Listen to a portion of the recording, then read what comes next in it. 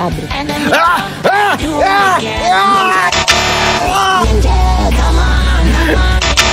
At tatlong dayuhang testigo rin.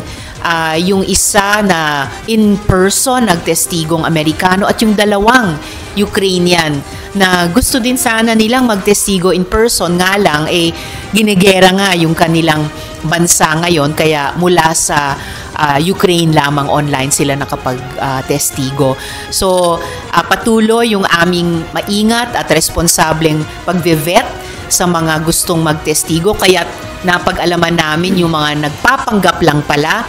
At dahil sa ganyang maayos na pag-vet din ay masaya po ako at magpapasalamat muli sa pangalawang batch ng mga testigo naming haharap sa susunod na hearing na pagdinig. Pero dahil sa iba pang mga pangyayari, sa iba pang mga issue, sa wakas na schedule namin sa susunod na linggo. So kumbaga nagkaroon pa nga ng pagdaan ng ilan pang panahon.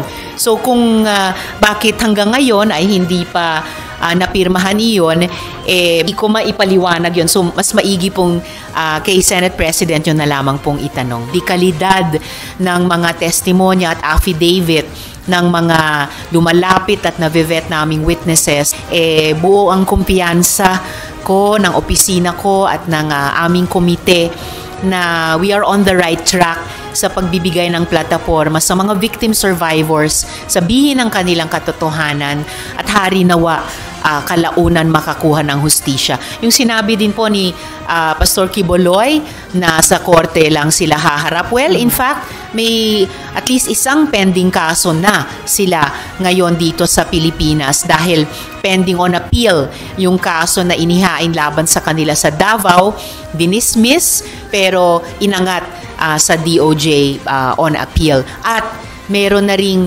investigasyon para sa human trafficking, no less, sa Estados Unidos. Nasa bisa nun, finreeze po ng gobyerno ng Estados Unidos ang mga pag-aari ni Quiboloy doon sa bansang iyon.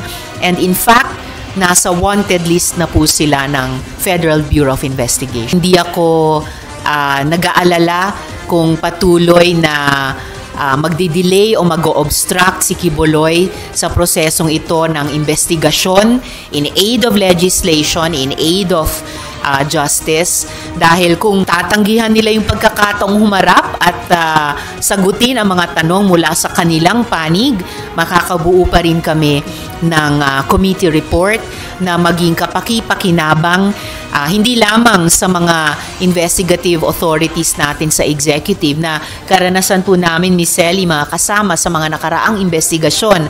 Habang umaandar pa ang investigasyon at hindi pa nga tapos, ay nag-conduct na rin po sila ng parallel investigation and in some cases, disciplinary action din. So at higit sa lahat, magiging kapaki-pakinabang hari nawa sa mga victim survivors ang committee report na iyon.